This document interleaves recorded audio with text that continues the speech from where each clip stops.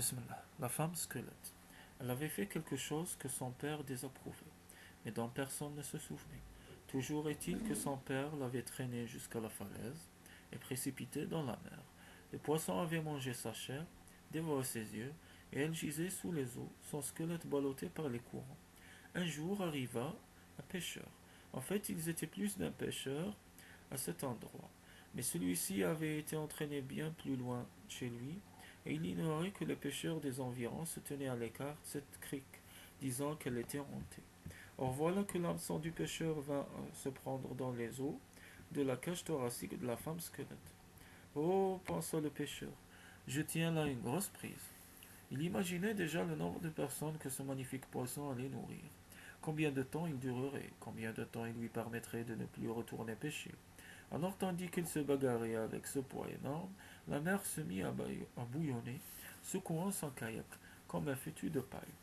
Car celle qui était sous la surface se débattait pour essayer de se libérer. Et plus elle luttait, plus elle s'en mêlait dans la ligne. Elle avait beau faire, elle était inexorablement tirée vers le haut, accrochée par les côtes. Le chasseur s'était retourné pour rassembler son filet, et ne vit donc pas son crâne chauve apparaître au-dessus des vagues. Il ne vit pas non plus les petites créatures coralliennes qui scintillaient dans ses orbites, ni les crustacés sur ses vieilles dents d'ivoire. Quand il se retourna avec son filet, le corps tout entier avait émergé et était suspendu à l'extrémité de son kayak par ses longues dents de devant. Ah hurla l'homme, de terreur. Son cœur fit un bond terrible et ses yeux allèrent se réfugier à l'arrière de sa tête, tandis que ses oreilles devenaient cramoisies. Ah il lui asséna un coup de pagaie et se mit à pagayer comme un fou vers le rivage. Il ne s'était pas rendu compte qu'elle était entortillée dans sa ligne. Aussi semblait-elle le pourchasser, debout sur ses pieds. Il était de plus en plus terrifié. Il avait beau faire des zigzags, elle suivait et son haleine dégageait de nuage de vapeur au-dessus de l'eau, et ses bras se tendaient comme pour se saisir de lui et l'entraîner dans les profondeurs. Ah gémit-il en touchant terre. Il ne fit qu'un bond hors de son kayak et se mit à courir. Sa canne à pêche serrait contre lui avec sa ligne, le cadavre, le corail blanc de la femme squelette derrière lui, toujours emberlificoté dedans. Il escalada les rochers, elle suivit. Il se mit à courir sur la toundra gelée, elle suivit. Il courut sur le poisson qu'on avait mis à sécher dehors, le réduisant en pièces sous ses muclucs. Elle suivait tout du long. En vérité, elle s'empara au passage d'un peu de poisson séché et se mit à le manger, car il y avait bien longtemps qu'elle ne s'était pas nourrie. Enfin, l'homme atteignit son igloo, plongea dans le tunnel et rentra à l'intérieur à quatre pattes. Hors d'haleine, il resta là à octer dans l'obscurité, le cœur battant la chamade. Enfin en sécurité, oh oui, oui, grâce au Dieu, Corbeau, oui, merci Corbeau et Sedna, la toute bienfaisante, en sécurité enfin. Et voilà que lorsqu'il alluma sa lampe, à huile de baleine, c'était là.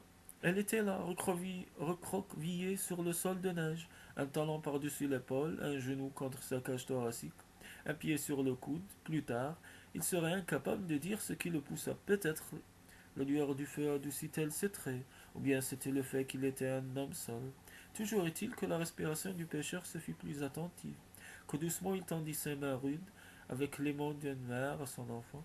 Il se mit à la désenchevêtrer de la ligne. Non, non, il commença par désentortiller la ligne de ses doigts de pied, puis de ses chevilles. Non, non, il travaillait jusqu'à la nuit, jusqu'à ce qu'il avait de fourrure pour lui tenir chaud, et les os de la femme squelette étaient dans l'ordre qui convenait. Il fouilla dans ses pansements de cuir, prit son silex et se servit de quelques-uns de ses cheveux pour faire un supplément de feu. Tout en huilant le bois précieux de sa canne à pêche et en moulinant la ligne, il la regardait. Elle, dans ses fourrures, ne disait mot.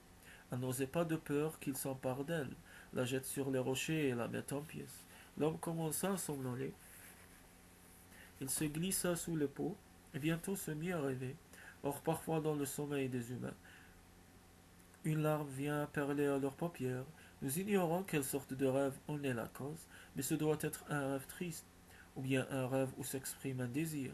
C'est ce qui se passa pour cet homme. La femme squelette vit la larme briller à la lueur du feu, et soudain, elle eut terriblement soif. Elle déplia ses os et se glissa vers l'homme, endormi, puis posa sa bouche sur la larme. Cette unique larme fut une rivière à ses lèvres assoiffées. Elle but encore et encore jusqu'à étancher la soif qui la brûlait depuis si longtemps. Pendant qu'elle était allongée auprès de lui, elle plongea la main en l'homme endormi et mit au jour son cœur. Ce puissant tambour, elle s'assit et tapa sur les deux côtés du cœur. Boum, boum, boum, boum. Tandis qu'elle jouait ainsi, elle se mit à chantonner. De la chair, de la chair, de la chair. Et plus elle chantait, plus son corps se couvrait de chair. Elle chanta pour une chevelure, elle chanta pour des yeux, elle chanta pour des mains potelées, elle chanta pour une fente entre ses jambes, pour des seins longs, assez profonds pour tenir chaud et tout ce dont une femme a besoin. Et quand ce fut terminé, elle chanta pour ôter les vêtements de l'homme endormi et se glissa avec lui dans le lit, peau contre peau. Elle rendit à son corps le tambour magnifique, son cœur, et c'est ainsi qu'ils se réveillèrent l'un et l'autre, emmêlés d'une façon différente.